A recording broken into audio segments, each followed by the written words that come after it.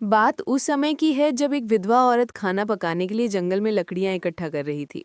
तभी उसने एक सूखी लकड़ी उठाई जिसके अंदर एक सांप का बच्चा छिपा बैठा था। इस बात से बेखबर औरत लकड़ियों के साथ सांप को भी अपने घर ले गई।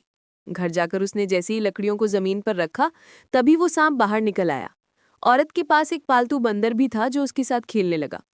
औरत ने सांप को देखा लेकिन उसे मारा नहीं, क्योंकि उसके कोई बच्चे नहीं थे। शादी के कुछ दिन बाद ही उसके पति की मृत्यु हो गई और किसी तरह वो इस छोटी सी झोपड़ी में जिंदगी काट रही थी। फिर उसने सांप को पालने का फैसला किया। औरत उसे अपने बच्चे की तरह प्यार करती और भूख लगने पर गाय का दूध पिलाती। फिर ऐसे ही कुछ साल बीत गए और वो सांप अब बड़ा हो गया। फिर एक दिन वो सांप एक लड़के का रूप धारण कर लेता है। ये देख औरत समझ जाती है कि वो कोई साधारण सांप नहीं बल्कि एक इच्छाधारी नाग है। फिर एक दिन सांप ने औरत से कहा, आप मेरी शादी का प्रस्ताव राजा के समक्ष लेकर जाइए। ये सुन औरत बोली, बेटा ये तो असंभव है, राजा मेरी बात बिल्कुल नहीं सुनेगा।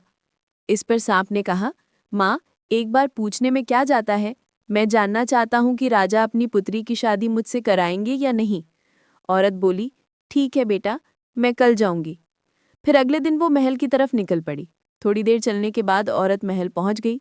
इस बार भी सांप बेटे ने उसे ठीक कर दिया और एक बार फिर से औरत को महल जाकर राजा से शादी की बात करने के लिए कहा।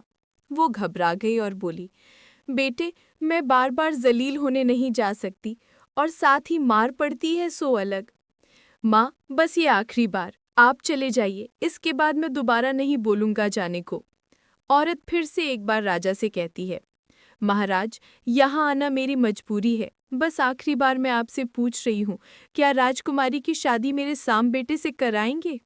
फिर राजा ने कुछ देर विचार किया और मुस्कुराते हुए बोला, अगर राजकुमारी को ले जाना है तो अपने बेटे से कह देना, आज से ठीक 2 दिन बाद तुम्हारी झोपड़ी की जगह वहां एक विशाल महल होना चाहिए जो हमारे महल से साफ नजर आए, और उस महल के सामने सामने 1000 हाथी और 400 घोड़े हमारे स्वागत के लिए खड़े होने चाहिए। राजा की बात सुन वो हैरान रह गई।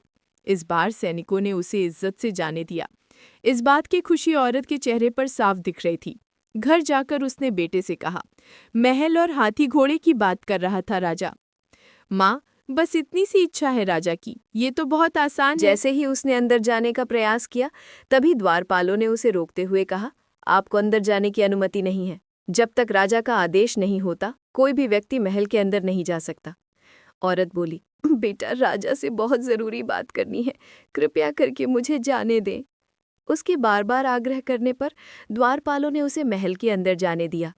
औरत राजा के पास गई और कहा, मैं अपने बेटे के लिए आपकी पुत्री का हाथ मांगने आई हूँ, और मैं ये भी पहले ही सुनिश्चित कर देती हूँ कि मेरा बेटा एक सांप है महाराज।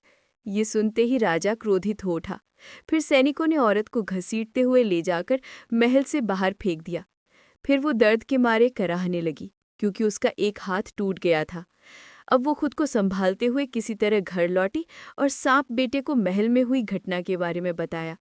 फिर उसने कहा, माँ, तुम अपने हाथ की चिंता मत करो। तभी उसने मणि प्रकट की और बोला, मेरी माँ का हाथ अभी ठीक हो जाए। इतना कहते ही औरत का टूटा हुआ हाथ बिल्कुल पहले जैसा ठीक हो गया। सांप ने अगले दिन भी औरत को महल भेजा। इस बार भी राजा के सिपाही उसे महल से बाहर फेंक देते हैं। वो फिर एक बार जलील होकर और शरीर पर चोट लिए वापस घर लौट जाती है।